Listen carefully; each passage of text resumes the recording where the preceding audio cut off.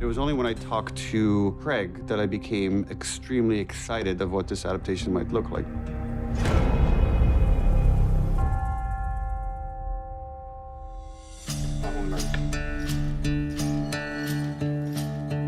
We asked Nico Parker to play an incredibly challenging part. We have to fall in love with her. And she also has to be a specific kind of person, very different than the person that Joel is going to meet later in the episode in the guise of little Ellie. It was important for us to present the audience with a Sarah that we felt we could follow for the rest of the series. She's almost the protagonist until disaster strikes. Something that Nico Parker and Pedro Pascal pulled off gorgeously. Nico Parker, my original daughter, my Sarah, she's the person that I live for. Without her, I don't have purpose. He's the best. I could not ask for a better on-screen dad. A lot of the time with acting, you're not always seeing what you're reading and what the audience is seeing. So a lot of the time you're kind of making up in your head, which on one hand is really amazing because you can create this whole narrative in your brain that then you get to follow through with. And on the other hand, it's like you're watching someone die and you're just staring at like a patch of grass and like, the amazing thing about Fort McCloud is it was like you could just really immerse yourself because it's all in front of you. Like any time where I was scared, I was genuinely really scared. Dad! Oh, shit. And I just remember being like, oh my God. We are not sick! So this is how it begins. It begins with tragedy. Which is ultimately the event that shapes the character for the rest of the show, for the rest of his life. It is the point of identity for Joel. That kind of love, that unconditional love, is beautiful and can be very scary at the same time. We didn't do a lot of rehearsing because I think we both kind of wanted to savor all of the passion and everything. The feeling I had after the first take of adrenaline. The emotion there is heartbreaking, and it's ugly. The way she dies is not pretty. It's not meant to be pretty. Her death is the fulcrum point for everything.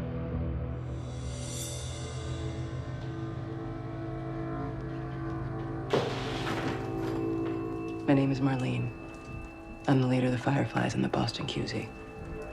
I first met Marlene almost exactly 10 years ago in 2012. It was to audition for the video game. As far as the HBO series, I don't remember when I first heard about it, but when I did, I was like, Mommy, want that.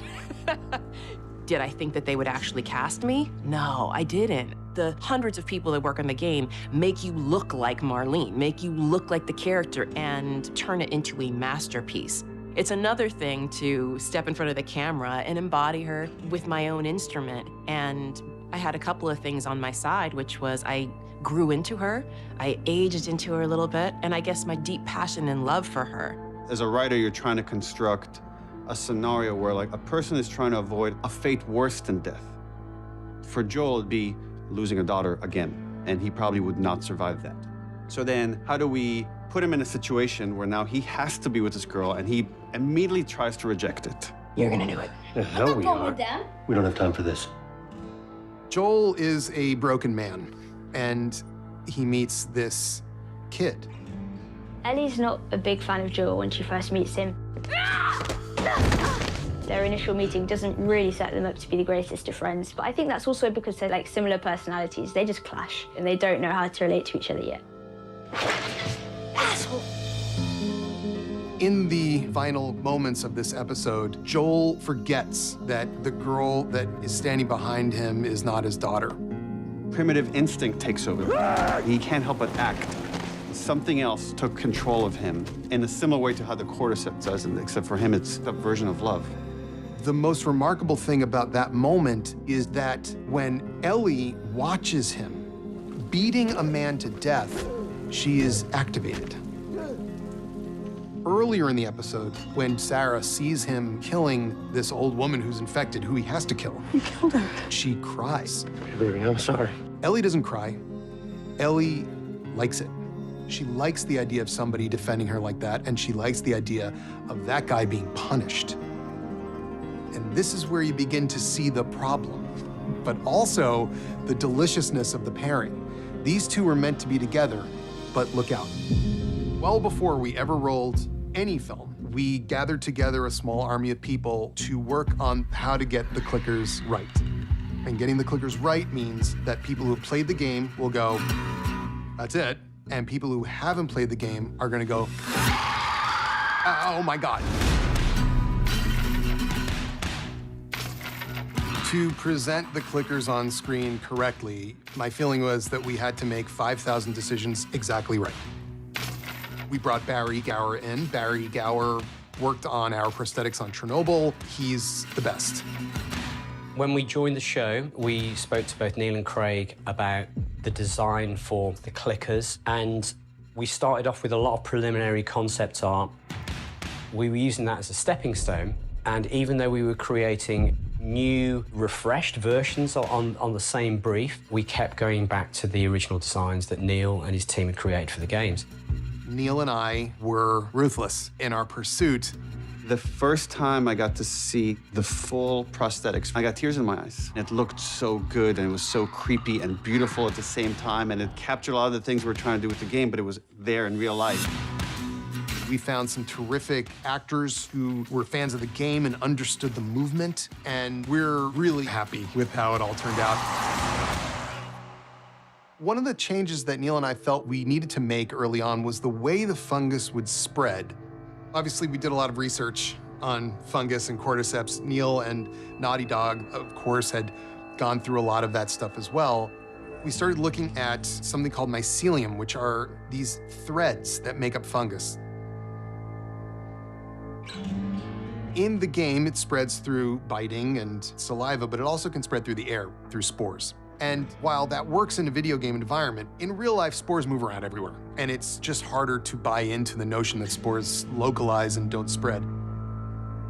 Craig had this idea that I loved, which is just like the way fungus operates, is sometimes it's like the largest organisms you could have in the forest. It's a single organism that could just communicate to different parts of it. Like if you touch a tendril here, a mile away, you could wake up a horde of infected that will now like come after you.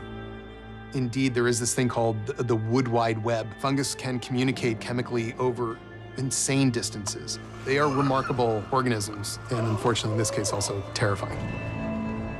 And that's one of those changes that we made from the game to the show. In the game, it was the military chasing us, but we felt like, just again, the way it was playing out, we couldn't sustain that.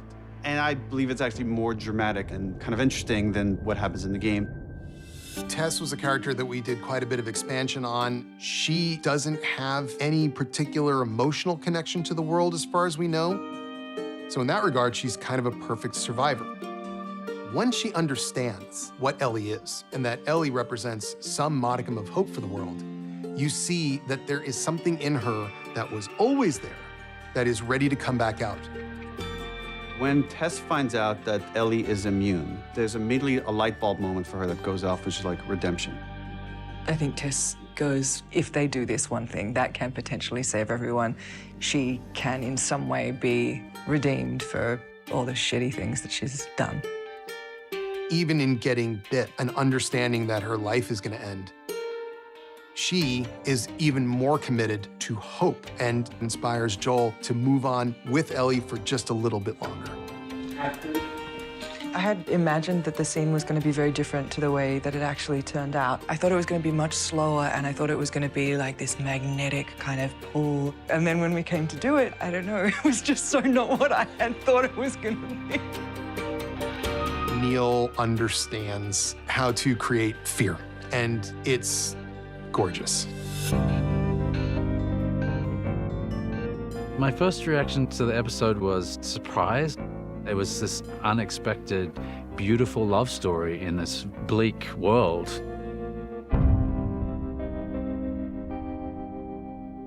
My philosophy on this show has always been, when should we deviate and when should we come back? If it's kind of the same or worse, we stay where the game is. If it's better, we deviate. We talked about using Bill, because he's on his own, as a way to follow through time and see how things changed within the context of a man. One of the first conversations Craig and I had about this episode was like seeing Frank. But this is probably the biggest departure between the game and the show. We knew from the game that Bill had a partner. His partner was Frank. In the game, Frank is already dead. And I thought that there was an opportunity to go a different way. I'm really hungry. Haven't eaten in 2 days. Doesn't sound very long out loud, does it? Bill and Frank are kind of opposites, really, in terms of the way that they kind of operate in the world. You know, Bill's super practical and not emotional, and Frank is the opposite of that. We're gonna make friends. We don't have friends, Frank. Bill is a sad character to me when I just envision him in the world before Frank shows up. Frank's nature is he's a people person. He's been able to persuade people of his value, whereas Bill has used the other approach, which is, I have a gun and I'm pointing it at you. Unless you run away, I will kill you. It's amazing because we get to do such contrasting scenes, sort of action kind of scenes, and then really like intimate, vulnerable scenes. With each episode, there's a sort of reflection of where love can take you. And this was the pure, innocent version. This is the beauty that love can bring us. The last scene is emotionally charged, but strangely enough, it's also quite perfunctory. What really is important is the not being too emotional, because I think it's better to let us be emotional.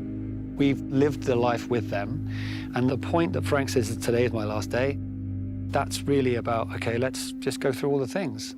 Just give me one more good day.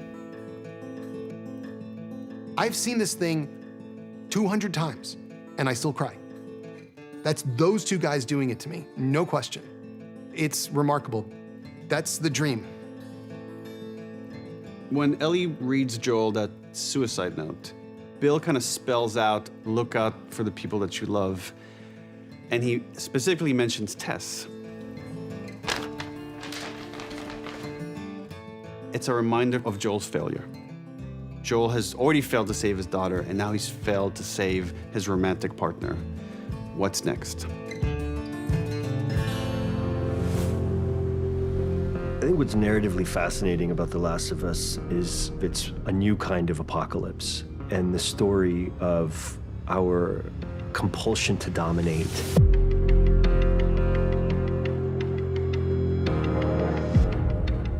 So at the end of the third episode, we saw Joel and Ellie leaving in Bill's car, and for the first time, you got a sense that they were a team.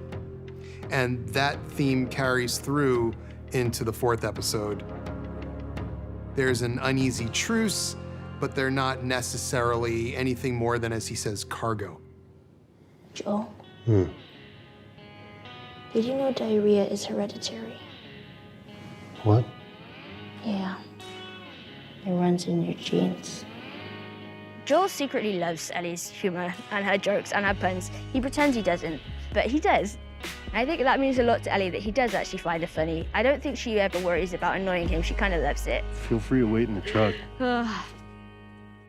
We decided to deviate a bit from the game. In the game, they made their way to Pittsburgh. So in looking around at possible places, we landed on Kansas City because it just felt like it was a good match for sort of what we had and where we were to shoot in Calgary. I had an idea about which episodes that I was going to have to get my head around quite early on. There was a breakdown of various action sequences in episode 4, and thank God I had such an extraordinary team to help me. Please help! Put your seatbelt on. Are we gonna help him? No. It's quite a fun day. It's just crashing cars. It's just, that's why we got into this business. Ellie witnessed Joel being violent at the end of the first episode. And this is a moment where, when they're under attack, Ellie has to trust Joel. You see that hole? When I say go, you crawl to that wall, and you squeeze through, and you don't come out until I say. He is this protector, he is this violent man, he's gonna take care of her. But what she encounters very quickly is how ugly that violence is. He is attacked by someone else who is going to kill him. And Ellie, who has found a gun, walks out and saves Joel through an act of violence. And Ellie is confronted by the horror of what she did and what she's capable of. Joel has an opportunity to comfort her. He doesn't. And you could see how quickly Ellie just wipes those tears away and pretends nothing happened at all because she's just like him. This was another thing that we discussed early on. How do we personify this group? Because in the game, they were just an obstacle. How do we give them a face? And here, it would be interesting if they were more than an obstacle. They'd feel like people with a real goal and real motivation and humanity. So with the character of Kathleen, we get to see that she's this ruthless leader, and she clearly has the respect of this group that managed to take down a quarantine zone. Find who did this. Find every collaborator and kill them all. In the gaming world, playing Tommy was one of the unexpected joys of my career. So to be a part of that world again and see it come to life three-dimensionally is really exciting. Perry and Kathleen, they're new characters. Kathleen is the leader of the resistance, and because of Perry's past in the military, he is willing to follow her lead. Kathleen is a tough woman. She's a very principled woman, but she definitely has a dark side. When there is a dramatic shift in power from a repressive regime being overthrown by a revolutionary force, history is full of examples where the revolutionary force is just as bad as what was there before. And here in Melanie Lynskey, we have that embodied. I love humanizing villains. And so much of The Last of Us is about people that have to make choices. Joel! And whether they're heroes or villains really depends on your perspective. The narrative function of Henry and Sam was to show a mirror image of Joel and Ellie. This brother that's almost like a father to Sam. A person that's willing to do anything to protect his brother.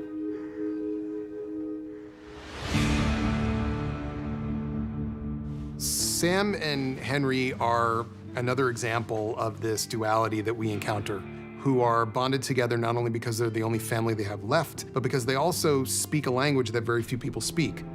I love that so often when we were working on this, when we had a deviation, Craig would always call me. He's like, okay, I've been thinking about Sam, and hear me out. I know it's a big change, but what if he were death? And it's a way that Sam has to rely on Henry even more. They're going to help us escape. And I said, that's so good, it makes me upset that I didn't think about it.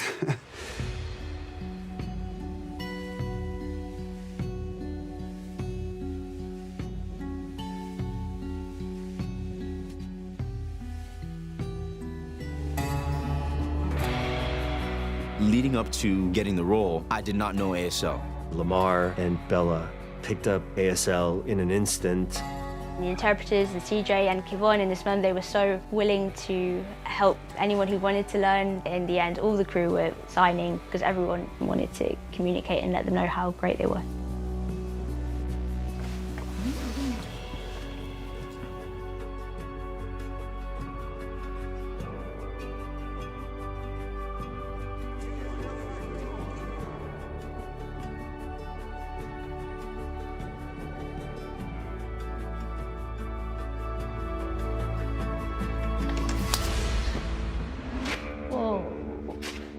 When we go into the sewers and we see that there was like a whole community down here that has perished, you get to appreciate how different groups survived. For fans of the game, when they see that drawing of Ish, they know this whole other story that has existed and happened in this world. In the game, you could pick up notes and read them. It's one of those few moments of pure innocence when you're seeing them laugh. That's very rare in this world. Sam definitely does bring out a childlike energy in Ellie, and I think that naturally came just through working with Kivon. Endure and survive. Yeah, man. Keep it down, we're not out yet. You know, I wasn't exactly telling you the truth before. He's responsible for Kathleen's brother's death because he was saving his own brother. And so, my brother's more important than your brother. These are decisions that love makes, not rationality. I know why you did what you did. But did you ever stop to think that maybe he was supposed to die? He's just a fucking kid. How many people will you sacrifice? How many people will you burn to protect the one you love? Kathleen would say her absolute moral code is one of her strengths. I think it's one of her weaknesses. You need to have empathy for the positions that people are in. In a world where everything's falling apart, you latch on to the things that you can to stay sane. For a show that has monsters in it, we don't have a lot of monsters because there's no gameplay when you're watching a show. But I wanted people to feel for the first time just how humanity lost. Because look at what's pouring up out of the ground. When it came to the infected, we realized that we had the largest amount of infected that we've ever had in the show so far. So we got in contact with Terry Notary, who does a lot of work with movement on the Planet of the Apes movies. He set up a special infected boot camp with stunt and movement people. When you have a human being playing these characters, you really get the subtleties that it's so hard for animators, it takes them forever to recreate. We have everything from a swarm of infected to clickers. There's a bloater. Stop! Kathleen was killed by a child clicker. She was warned about a danger lurking in a basement. She turned away from it because she just wanted to chase after Henry and make sure she got vengeance. Maybe it's for the best. I don't think she's a person who could have found peace. You think they'll be okay? It's easier when you're a kid anyway. Neil's story made it very clear that you cannot escape fate in this regard. And that in fact, the more ruin and hurt you cause to protect this person, the more brutal it will be when you lose anyway. The scene where Ellie tries to heal Sam with her blood, to her, it was her chance to be this hero that she'd been promised that she was. And she was so desperate, because also the relationship that she'd built with Sam.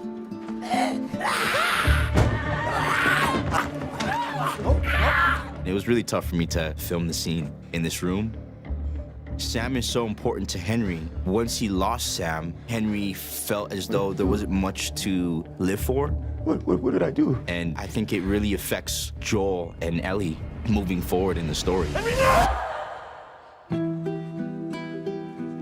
This is where Joel is beginning to understand what's happening inside him, because it's been 20 years since there was anybody in his life like a Sam that would ruin him if he were to lose them. And he doesn't quite know how it happened, but it has begun to happen now with Ellie. When he sees what happens here, all he can think is, that's going to be her and me. And it terrifies him.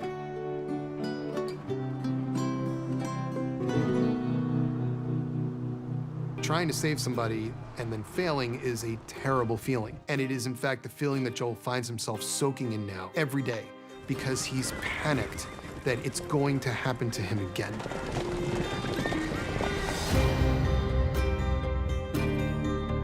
He can handle being shot at, he can handle being punched, kicked. What he cannot possibly fathom is going through the experience of losing his child again, and that's what Ellie is becoming to him.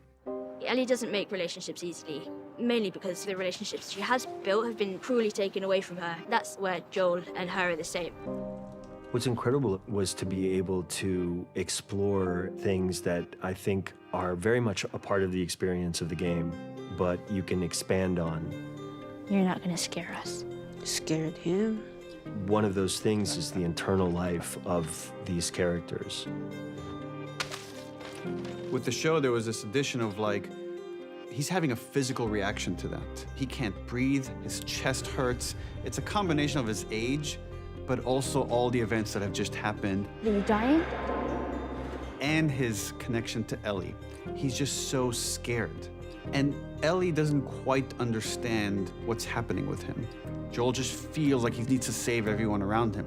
Joel has this goal where he thinks he needs to go save his brother. And then he arrives in Jackson. Not only does he not need to save his brother is thriving. This place actually fucking works. When we were in Canmore filming, just the little town of Jackson, I was just like, there's the bank, there's the studio, lights. I was like, they got everything. They got all we need. It just makes my job easier because I could just really come onto set and be. Imagine going to a town and being able to put in like a half-acre stables with sheep and horses and cows and all of that stuff.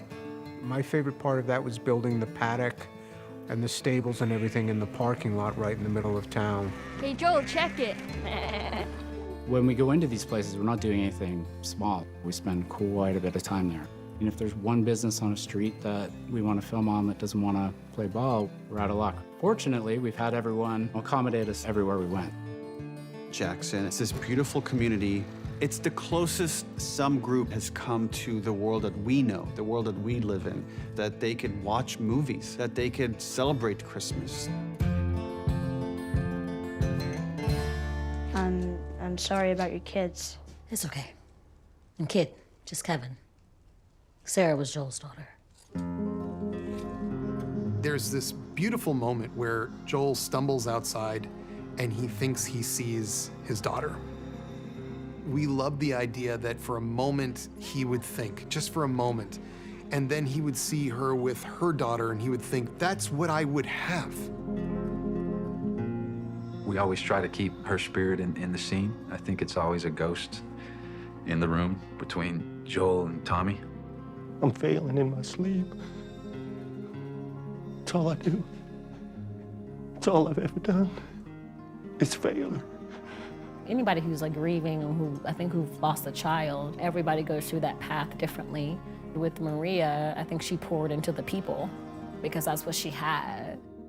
And I think Joel kind of just imploded. Like, I just feel like he just went into himself. But it is different to see how Maria and Joel both handle those losses very, very, very, very differently. I've lost people too.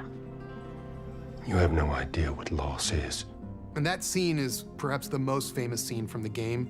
We did it almost exactly. We changed a few things here and there. The general execution of it was something that I thought was important we stick to exactly. Everybody I have cared for has either died or left me. Everybody fucking except for you! Me and Pedro, both of us really felt the pressure of that. And when you feel too pressured in something, when you've created that for yourself, it can be hard to perform how you want to. Yeah, no, I had sleepless nights over that scene. I didn't envy them, so trying to like do a scene that like exists in the game and is like seared into people's mind, and they made it their own, and it's just as beautiful. Ellie admits she's afraid and that he makes her less afraid. And what Joel doesn't know how to tell her is she makes him more afraid. That when you care about something or someone, that's when the fear happens. Joel? Joel, no, shit! Ellie's biggest fear is definitely ending up alone. Joel, open your eyes. Open your eyes. I can't fucking do this without you. Please. At the end of episode 6, Joel appears to be dying. When we return to find him with Ellie, he is in terrible shape. And in fact is telling her to leave him because he's not gonna make it.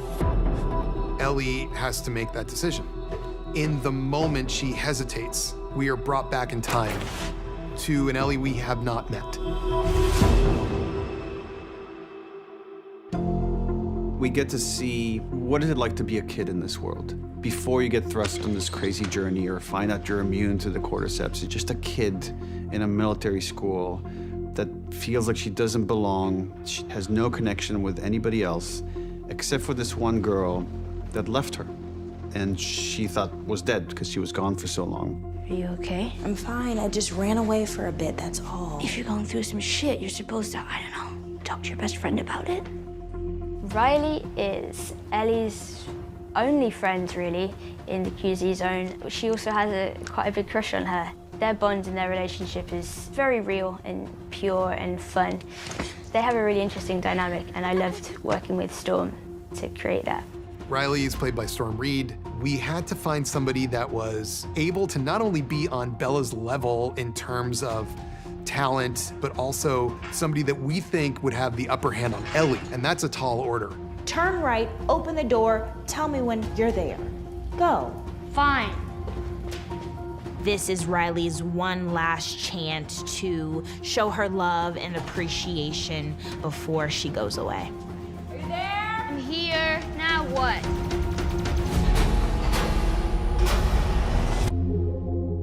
The metaphor for this episode was, what is it like to skip school in the post-apocalypse?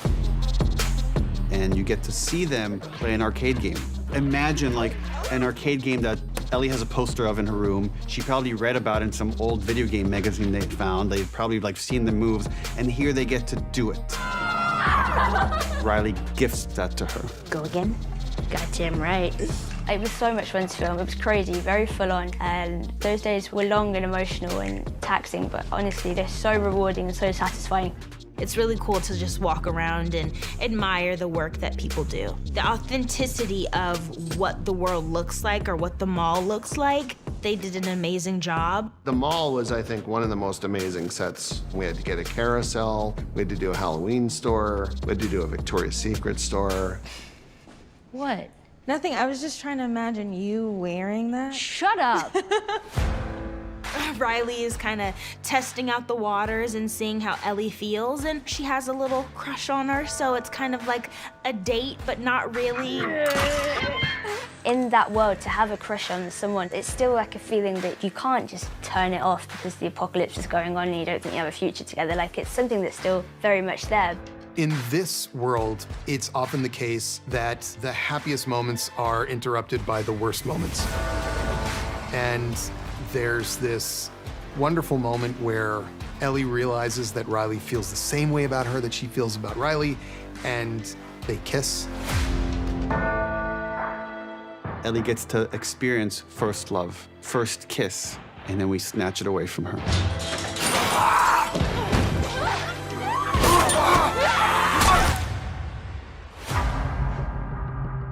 They're attacked and they are both infected. And they believe, quite certainly, that they are both going to die or turn into a monster. No! Where Ellie turns dark and violent, smashing the store up and screaming and just furious, Riley is quiet because Riley has experienced loss. The Ellie we're seeing now has never experienced loss. And Riley does say, we're all going to the same place. Some of us just get there faster than others. But we don't quit on the time we have together. And then cutting that with Joel when he tells Ellie, leave me, and he pushes her away. But that memory is ringing in Ellie's ears, and she knows that she's gonna fight to the bitter end, because the person she loves the most now in this world is Joel, and she'll go to any length to save him. Ellie is thinking about Riley. And she's thinking about the fact that Riley didn't quit on her. Riley didn't walk away. Riley didn't let Ellie kill herself. And Ellie's not walking away from Joel. And she walks right back down there and she says, I'm going to keep this moment for as long as I can. For as long as I have you, I'm with you.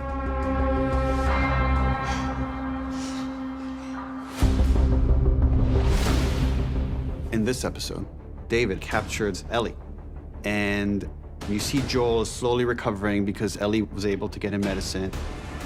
And you're waiting for him to do the traditional hero thing, which he's gonna burst through the door, he's gonna kill David, he's gonna save Ellie, and then they can continue on the journey. Ow! And we wanted none of that.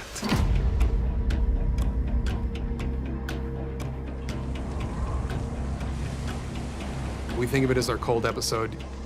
That one was really cold. And it needed to be, because the episode in many ways is about deprivation.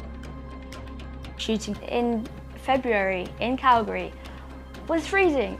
Obviously also holding a freaking rifle up, so like a 5-minute scene was tricky. And there was 3 or 4 house-size window machines that were just pummeling me with snow. Yeah, so that was hard.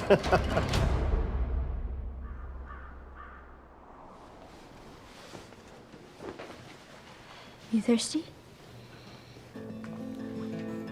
So we find ourselves in this darkest place with the darkest version of Joel. And Ellie is forced to survive on her own. This sequence is the thing that inspired me or like made me want to make the game. So in the game, at this point, you play as Ellie. And it's this really wonderful moment when you watch people play it because they almost always say, oh my God, I'm Ellie. You're quite a hunter. We didn't even hear you coming. Turn around and walk away. She is prickly and doesn't trust anybody. Naturally, she obviously isn't going to trust a random guy and his buddy in the middle of a snowy forest. What do you need? We have boots. Medicine? Like for infections. We do. David presents as the good dad, and we begin to wonder if maybe she has met the one good person out there. We, of course, see fairly early on that there's also a very dark part of David. We bring her back with us. I'm gonna lead them away from you. But if anybody makes it down here, you fucking kill them. You got it?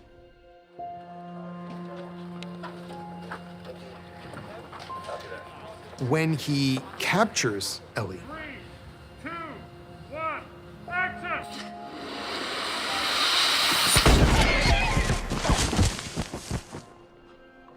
we are all meant to feel hopeless, because it is hopeless for her. And we also come to understand two things that maybe weren't immediately clear. One is that David is a bad father, in a terrible bad way. And the other is that these people that Ellie finds herself amongst have been eating their own dead. You're gonna chop me up into little pieces. I'd rather not. Really, what he'd like is for her to be his little minion, his little wife. Once Ellie begins to realize that, the relationship becomes a lot more tense and a lot more scary and a lot more dangerous. You're a natural leader. You're smart, loyal, violent. She's surprised by the accusation. You don't know anything about me. She has no choice but to recognize some truth in that. And certainly David believes he's about to turn her. You have a violent heart, and I should know.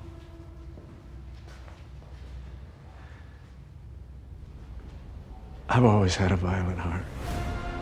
David says something to her that's absolutely true, because he sees it in her, because he knows it's in him. He says, "You have a violent heart." Ow! Ow! Ow! And that is something that Neil and I talked about quite a bit. It's not in the game, that line. As much as we love her, we also have to be a little scared of her. Tell them that Ellie is a little girl who broke her fucking finger! Some part you were lying down and you hit. Yes. I don't remember if you. I went up a little like this, but I did that. My connection to this story and really this world is a little bit more unique than others. The sawmill scene exists in the game to endear David to Ellie and to see this come to life in a completely different way. It's been a mind trip, man. It really has been. Top mark. And action. Please don't! At your chest. Don't! I'm infected! No. Playing any character is an upgrade from what I thought I was going to be able to do. I thought I was going to be like a clicker. Ellie gets to demonstrate this incredible moment of, intellect and resilience and also just ferocious violence. And she plants that cleaver right here. And I slam up against the wall and I slump up against this thing and I slide down. And I was like, that looks awesome. Ellie, you don't know how good I am! We see Joel coming to help her, and we are rooting for Joel to save her, but that's not gonna get it done. In the end, the only person who can save Ellie is Ellie. And how? Violence. It scars her in a way that forever changes her. No! Get off of me! In a way, Joel saves her, but more emotionally. She's just so broken, and she doesn't know what to say, and she's covered in blood. And then she just looks him right in the eye, and she leans forward and hugs him. Okay. It's okay, baby girl. And all he can say is this thing that he hasn't said in 20 years, which is baby girl, which is what he called his daughter. At the end of this story, you can see something snap in her. And the question is it permanent, or can she find her way back? The thought experiment for the whole story is the unconditional love a parent feels for the child. And how far can you take the story to demonstrate what that means? It is not just about the beautiful parts of love. It's also about the dark side. It's about how everything wonderful and everything bad ultimately can start with love. Set and action. It's me! Here we are at the end, and we go all the way to the very, very beginning of Ellie, which is her mother, Anna, played by Ashley Johnson, who is the true beginning of Ellie because Ashley played Ellie in the game. And Ashley is spectacular here. It sort of brings the story around to meeting Ellie for the first time and how she was first brought into this world. And there was a special level of it for me to play the mother of this character that I care so deeply about.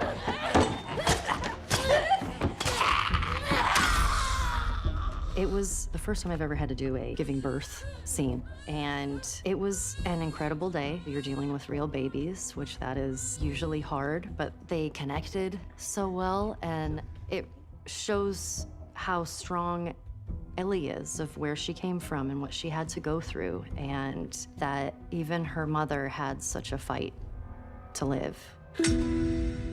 By this point, watching the series, if you've played the game, you have a new Ellie in your mind. And I need to understand why she is immune, but I also need to understand how much she was loved. And there's this genetic connecting between the two Ellies that we know, and this moment connects them together. Anna and Marlene have gone through this whole journey of this pandemic together and finally realized that connection when Marlene walks into the room and sees Anna in the state that she's in.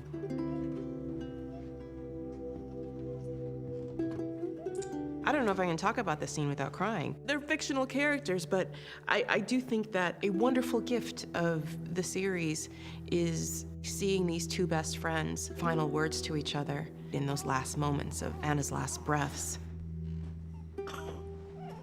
Her name is Ellie. We know what that is when we cannot save the people that we love.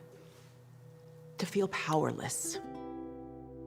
And Marlene certainly does in that moment, because Ellie is the child of her best friend since childhood, who she had to execute. It's something that Neil told me about early on, and it made my jaw drop, and I said, we must do that. And that's how we begin our final episode.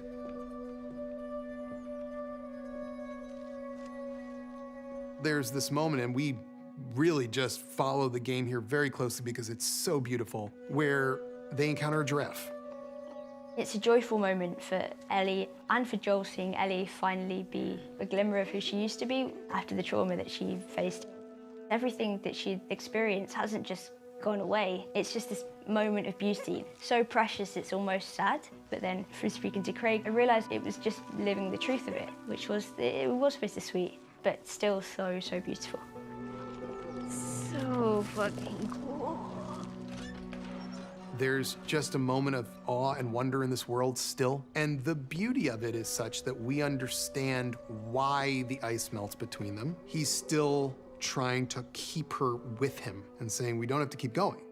We just take you back with me. And she's saying, no, we have to go out and finish it. We finished what we started. I get emotional just thinking about it because it's their closest moment where Joel finally tells her the true story about how he got his scar. And it was not because some guy shot at him, it's because he tried to kill himself and he missed. But he's glad he did. And she thinks she understands the lesson here, which is you'll get over this. He lost a daughter, he was crushed, he wanted to end his own life, he didn't. So time heals all wounds, I guess. It wasn't time that did it.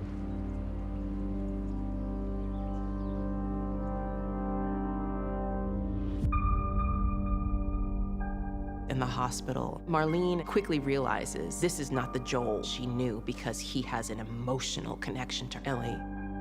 You take me to her right now! It's about the way we treasure the people that we love more than everyone else. How love leads to emotions that can rage out of control. We've seen Joel kill. We've seen him lose loved ones. So how do you take that any further? What if it's between saving all of humanity or this one girl? It's the easiest choice he's ever made in his life.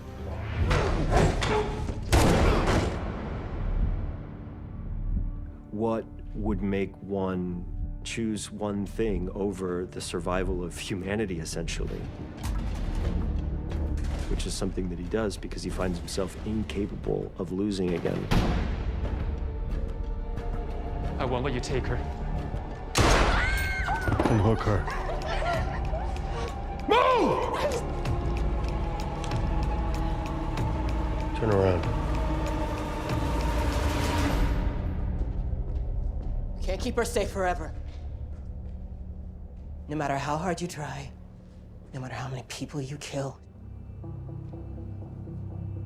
The parking garage is the last shot. It's the last opportunity to save what Ellie can gift the world. Joel, he is wrestling with his grief, and he can't see past it. There's no limit to how much we could try to understand that, how much we could defend it or judge it. And it's this beautiful shadow that one can explore and question, find the horror and the humanity of. This whole journey, we've been working towards this trust that is forming between these two characters and how honest they are with each other and how much they learn to rely on each other. And then Joel puts all of that on the line. Like a parent, you feel like you need to lie to your children to protect them. And that's what Joel does at the very end. She knows deep down that he's not telling the truth, but she can't let herself believe it because it's too painful and it's too scary, the idea that her only purpose in life hasn't been fulfilled, that had been taken away from her by the person that she loves and trusts the most. It's too overwhelming. So she forces herself to believe Joel. Swear to me that everything you said about the Fireflies is true. I swear.